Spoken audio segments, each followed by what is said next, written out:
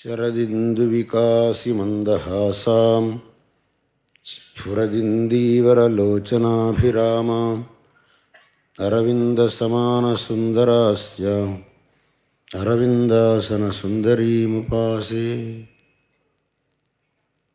మన దేశంలో అనేక క్షేత్రములు ఉన్నవి. ఒక్కొక్క క్షేత్రంలో ఆ భగవంతుడు ఏదో ఒక రూపంలో తన సాన్నిధ్యాన్ని అనుగ్రహించి భక్తజనులను సంరక్షిస్తూ ఉన్నాడు. ఆ విధమైనటువంటి క్షేత్రములలో ఈ ధర్మపురి అనేటటువంటి క్షేత్రం ఒకటి. ఇక్కడ భగవంతుడు లక్ష్మీ నరసింహస్వామిగా సాన్నిధ్యం అనుగ్రహించి భక్తకోటిని కాపాడుతూ ఉన్నాడు. భగవంతుడు ధర్మాన్ని సంరక్షించడం కోసం, అధర్మాన్ని నిరసించడం కోసం స్వీకరించినటువంటి అవతారములలో నృసింహావతారం అత్యంత విలక్షణమైన అవతారం. నృసింహావతారం అనేటటువంటిది ముఖ్యంగా భగవంతుడు సర్వవ్యాపి అనేటటువంటి సిద్ధాంతాన్ని లోకానికి తెలియజేయడం కోసం వచ్చినటువంటి అవతారం. భగవంతుడు సర్వత్ర ఉన్నాడు, భగవంతుడు లేని చోటు ఏదీ లేదు అనేది మన సిద్ధాంతం. ప్రహ్లాదుడు తన తండ్రికి ఇదే మాటనే విన్నవించుకున్నాడు. ఇందు కలడందు లేడని సందేహము వలదు, చక్రి సర్వోపగతుండు ఎందెందు వెదకి చూచిన అందందే కలడు దానవాగ్రని వింటే అని. కానీ అది హిరణ్యకశిపుడికి అర్థం కాలేదు. వాడి యొక్క అహంకారం, వాడిలో ఉన్నటువంటి ఆ తామసీ ప్రవృత్తి వాడికి భగవంతుడి యొక్క సర్వవ్యాపిత్వాన్ని అవగాహన చేయలేదు. కాబట్టి ప్రహ్లాదుడి మాటలో వాడికి నమ్మకం కలక్క వాడు ప్రహ్లాదుణ్ణి, ఒరే నీ శ్రీమన్నారాయణుడు సర్వత్ర ఉన్నాడు అంటున్నావు, ఈ స్తంభంలో ఉన్నాడట్రా అని అడిగేటప్పటికీ ఇక్కడ కూడా ఉన్నాడు భగవంతుడు అని ప్రహ్లాదుడు అన్నాడు. అయితే చూపించు అని హిరణ్యకశిపు అన్నప్పుడు, నేను చూపించేదే ఉంది, భగవంతుడు తనంతట తనే దర్శనమిస్తాడు అని అనటంతో ఆ స్తంభాన్ని ఒక చరుపు చరిచిన వెంటనే భగవంతుడు ఆ నృసింహ రూపంలో ఆవిర్భవించాడు. శ్రీమద్భాగవతం చెబుతుంది, నృసింహావతారానికి రెండు హేతువులు. ఒకటి, భగవంతుడి యొక్క సర్వవ్యాపిత్వాన్ని లోకానికి చాటి చెప్పాలి అనేది ఒకటి. రెండవది, తన భక్తుడి యొక్క మాటను నిజం చెయ్యాలి అనేది రెండవది. భగవంతుడు ఎంత భక్తవాత్సల్యం కలిగినవాడు అనంటే, తన భక్తుడైన ప్రహ్లాదుడు ఈ స్తంభంలో ఉన్నాడు అని చెప్పిన మాటను సత్యం చేయాల్సిన బాధ్యత తన మీద ఉన్నది. అందుకోసం అని చెప్పేసి ఆ స్తంభం నుంచి ఆవిర్భవించాడు అని శ్రీమద్భాగవతం చెబుతున్నది. కాబట్టి ఆ భగవంతుడి యొక్క సర్వవ్యాపిత్వాన్ని లోకానికి తెలియజేయడం కోసం అని చెప్పేసి నృసింహావతారం వచ్చిందని, ఈ నృసింహావతారంలో మిగిలిన అన్ని అవతారముల కంటే ఒక వైశిష్ట్యం ఉన్నది. అందువల్ల ఆ నృసింహస్వరూపాన్ని మనం ధ్యానించడం, ఉపాసన చెయ్యడం మనకు అనేక విధములుగా శ్రేయఃప్రదము, సకల ఆపన్నివారకము అయి ఉన్నది. ఆ భగవంతుడు నృసింహ రూపంలో అనేకం చోట్లలో సాన్నిధ్యాన్ని అనుగ్రహించాడు. అటువంటి ప్రదేశములలో ఈ ధర్మపురి అనేది ఒకటి. ఆ లక్ష్మీ నృసింహుడు ఆదిశంకరులకు కూడా అనేక విధంగా అనుగ్రహం చేశాడు. శంకరుల వారు పరకాయ ప్రవేశం చేసి పునః తమ స్వశరీరంలో ప్రవేశిస్తూ ఉండే సమయంలో ఆ అమరుకరాజు యొక్క మంత్రులు ఎక్కడైతే మృత శరీరములున్నవో వాటన్నిటినీ కాల్చవలసిందిగా తమ భృత్యులకు ఆజ్ఞ చేసిన రీతిగా ఆ భృత్యులందరూ ఎక్కడెక్కడ మృత శరీరాలు కనపడ్డాయో వాటన్నిటినీ కాలుస్తూ వచ్చారు. అలాగే శంకరుల వారి యొక్క ఆ నిర్జీవమైన శరీరం గుహలో ఉన్నది చూచి దానికి కూడా అగ్ని సంపర్కం చేశారు. ఆ సమయంలో శంకరుల వారు ఆ శరీరంలో ప్రవేశించారు. శరీరానికి అగ్ని రగులుకున్నది. ఆ సమయంలో శంకరులు ఆ లక్ష్మీ నరసింహస్వామిని స్తోత్రం చేశారు. ఆ స్వామి వెంటనే శంకరులకు ఆ అగ్ని బాధను నివారణం చేశాడు. శంకరుల యొక్క పూర్వ శరీరాన్ని యథావత్తుగా శంకరులకు అనుగ్రహించాడు. ఆ విధంగా శంకరులకు లక్ష్మీ నరసింహస్వామి విశేషంగా అనుగ్రహించాడు. అది ఒక సన్నివేశం. ఇంకొక సన్నివేశంలో ఉగ్రభైరవుడు అనేవాడు శంకరుల యొక్క శిరస్సును ఖండించటానికి ఖడ్గం పైకెత్తిన సందర్భంలో శంకరుల శిష్యుడైనటువంటి పద్మపాదుల శరీరంలో ఆ నృసింహస్వామి ఆవేశమై అమాంతం ఎలాగైతే నృసింహావతారంలో హిరణ్యకశిపుణ్ణి ఆ నృసింహస్వామి తన యొక్క తీక్ష్ణమైనటువంటి నఖరములతో చీల్చాడో అదేవిధంగా పద్మపాదుని యొక్క శరీరమందు ఆ నృసింహస్వామి ఆవేశమై ఆ ఉగ్రభైరవుణ్ణి సంహరించి శంకరులను కాపాడాడు. ఈ విధంగా శంకరుల వారి యొక్క జీవితంలో ఆ నృసింహుని యొక్క విశేషమైనటువంటి అనుగ్రహం శంకరులకు కలిగింది అనేది శంకరుల వారి చరిత్ర నుంచి మనకు తెలుస్తున్నది. అందుకే శంకరుల వారి యొక్క అష్టోత్తర నామములలో నృసింహభక్తాయ నమః అని ఒక నామం ఉన్నది. నృసింహభక్తాయ నమః. ఆ నృసింహుని విషయంలో శంకరులు విశేషమైనటువంటి భక్తి కలిగి ఆ నృసింహుణ్ణి విశేషంగా స్తోత్రం చేశారు. లక్ష్మీ నృసింహ కరావలంబ స్తోత్రం అని ఒక స్తోత్రం చేశారు. లక్ష్మీ నృసింహ పంచరత్నం అని ఒక స్తోత్రం చేశారు. ఆ పంచరత్న స్తోత్రంలో శంకరులు నృసింహుణ్ణి స్తుతిస్తూ లోకానికి కొన్ని ఉపదేశాలు చేశారు. అందులో మొట్టమొదటి చెప్పారు, త్వత్ప్రభు జీవ ప్రియమిచ్చసి చేత్ నరహరి పూజాం కురు సతతం ప్రతిబింబ అలంకృతి ధృతి కుశల బింబాలంకృతి మాతనుతే. అద్భుతమైనటువంటి సందేశాన్ని ఇచ్చారు ఇక్కడ శంకరులు. మనస్సును సంబోధించి చెప్పారు, ఓ మనసా, నీ యొక్క ప్రభువైనటువంటి జీవుడు సుఖంగా ఉండాలి అని అంటే పరమాత్మను ఉపాసించు. జీవుడు సుఖంగా ఉండాలంటే పరమాత్మను ఎందుకు ఉపాసించాలి అని అంటే జీవుడు పరమాత్మ యొక్క ప్రతిబింబభూతుడు. ప్రతిబింబం సరిగ్గా కనపడాలి అని అంటే బింబాన్ని సరి చేసుకోవాలి. మనం అద్దంలో మన ముఖం చూసుకుంటున్నాం. మన ముఖం మీద మచ్చలుంటే ఆ ప్రతిబింబంలో కూడా మరకలు కనపడతాయి. ఆ ప్రతిబింబంలో మరకలు కనపడకుండా ఉండాలని అంటే ముఖం మీద ఉండే మరకలను తీసివేసి ముఖాన్ని సరిచేసుకోవాలి. ఈ బింబమైన ముఖాన్ని సరిచేసుకుంటే ప్రతిబింబం కూడా చక్కగా కనపడుతుంది.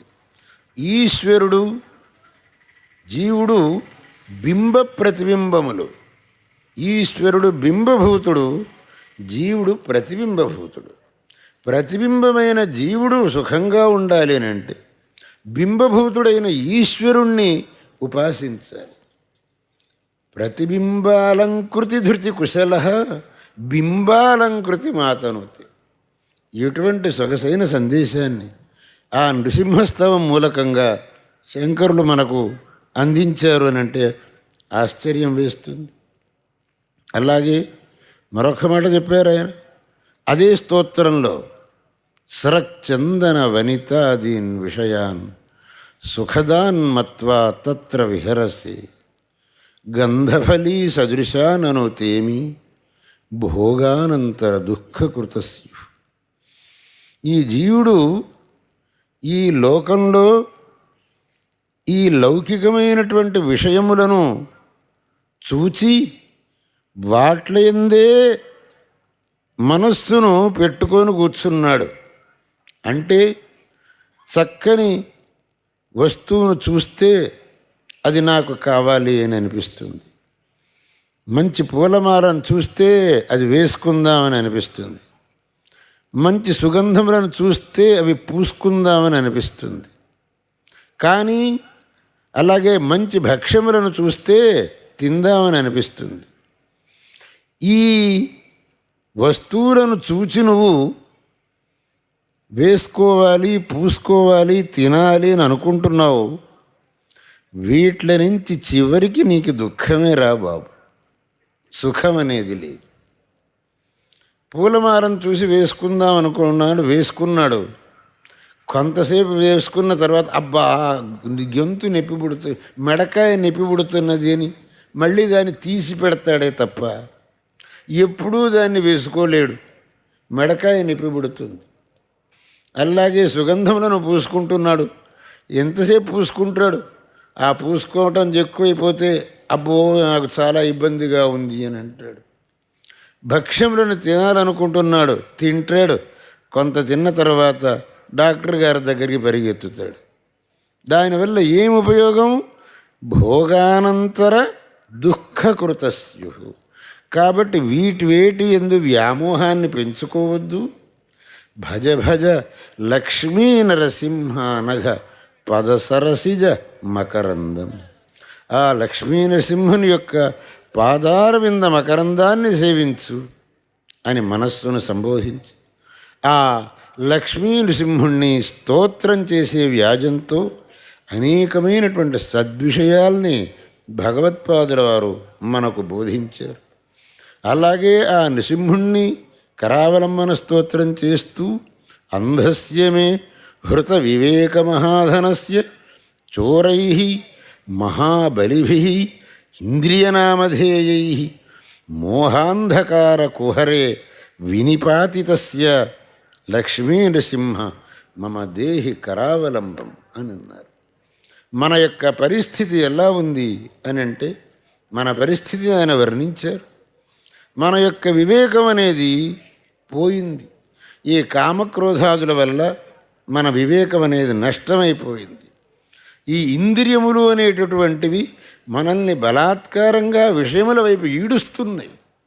ఎలాగైతే దొంగలు మన యొక్క పదార్థములను దొంగిలించడం కోసం మనల్ని ఎక్కడో గోతులో నెట్టేస్తారో అలాగే ఈ ఇంద్రియములనేటటువంటి దొంగలు మనల్ని విషయములనే గోతులో నెట్టేసి మన యొక్క వివేకాన్ని కప్పిపుచ్చి మనల్ని అత్యంత దారుణమైనటువంటి పరిస్థితికి తీసుకువచ్చింది.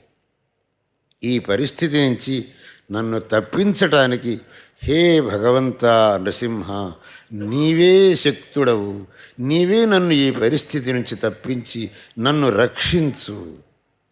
ఈ విధంగా అనేక విధములుగా భగవత్పాదుల వారు ఆ లక్ష్మీ నరసింహుణ్ణి స్తుతించి ఆ లక్ష్మీ నరసింహుని యొక్క కృపకు పాత్రులై మనమందరం కూడా ఆయన యొక్క కృపకు పాత్రులం కావాలనే సందేశం ఇచ్చారు. కాబట్టి ఆ లక్ష్మీ నరసింహుడు మన అందరికీ పరమ ఆరాధ్యుడు. ఏ విధంగానైతే హిరణ్యకశిపువు మొదలైనటువంటి దుష్ట సంహారం చేశాడో అదేవిధంగా మన యొక్క కామక్రోధాదులైనటువంటి అంతఃశత్రువులను ఆ భగవంతుడే సంహరించగలడు. అందుకే ఈ నృసింహ శతకంలో దుష్ట సంహార నరసింహ దురిత దూరా. దుష్ట సంహార, దుష్టులను సంహరించేవాడా. నాకు దుష్టులు ఎవరు అంటే ఈ కామక్రోధాదులే నాకు దుష్టులు. ఈ దుష్టులను సంహరించి నన్ను కాపాడవయ్యా.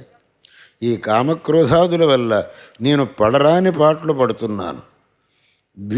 వీటి నుంచి బయటికి రావటం నాకు చాలా కష్టంగా ఉంది. నువ్వే నన్ను వీటి నుంచి బయటికి తీసుకురావాలి అని ఆ దుష్ట సంహార అనే సంబోధనలో అర్థం ఇమిడి ఉన్నది.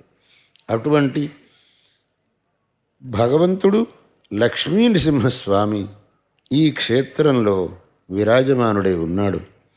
అందువల్ల ఈ క్షేత్రానికి ఒక ప్రాధాన్యం ఉన్నది. దాంతోపాటు జీవనది అయినటువంటి గోదావరి ఇక్కడ ప్రవహిస్తూ ఉన్నది. ఈ క్షేత్రంలో గోదావరి అత్యంత స్ఫటిక స్వచ్ఛంగా ప్రవహిస్తుంది. నేను ఇంతకు పూర్వం ఈ వేములవాడతో ఎప్పుడొచ్చినా ధర్మపురికి రావాలి, ఆ ధర్మపురిలో గోదావరి స్నానం చెయ్యాలి అనేటటువంటి దృష్టితో నేను ఇక్కడికి వస్తూ ఉండేవాడిని. ఒకసారి 1982 సంవత్సరంలో మా గురువుగారితో పాటు నేను యాత్రకు వచ్చాను.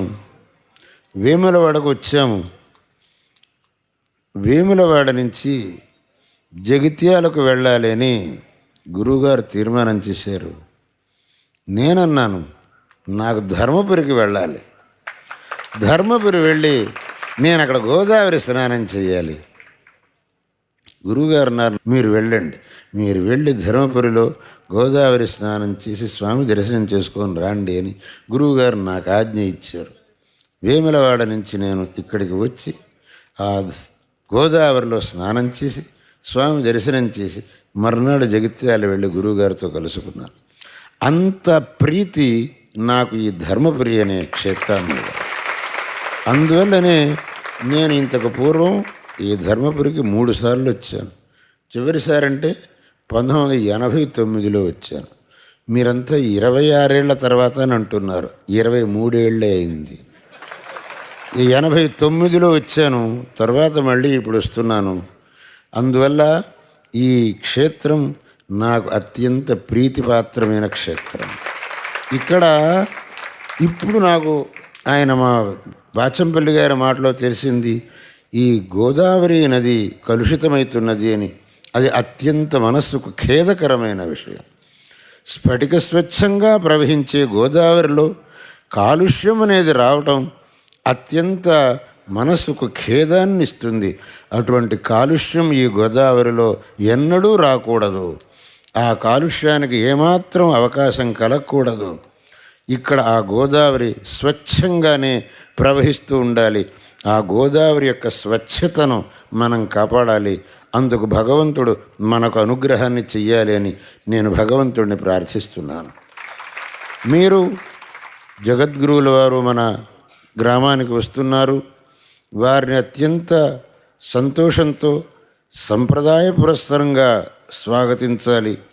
వారి యొక్క ఆశీస్సులకు పాత్రం కావాలనే దృష్టితో ఇంత విశాలమైనటువంటి ఏర్పాట్లు చేశారు. అందుకు నేను చాలా సంతోషిస్తున్నాను. మీకందరికీ పరిపూర్ణమైన ఆశీస్సులు ఇస్తున్నాను. ఇదే విధమైనటువంటి ఈ భక్తి శ్రద్ధలు మీకు సదా ఉండుగాక. ఈ భక్తి శ్రద్ధలే మిమ్మల్ని సదా కాపాడుగాక. శృంగేరి శారదా పీఠం యొక్క ఆశీర్వాదం మీకందరికీ సదా సర్వకాలం ఉంటుంది, దాంట్లో ఏమాత్రం సందేహం వద్దు అని చెబుతూ మీకందరికీ మరొక్కమారు నా యొక్క నారాయణ స్మరణపూర్వక ఆశీస్సులను తెలియపరుస్తూ ఈ మాటలు ఇంతటితో ముగిస్తున్నాను. హర నమః పార్వతీపతయే మహాదేవ. దర్శనం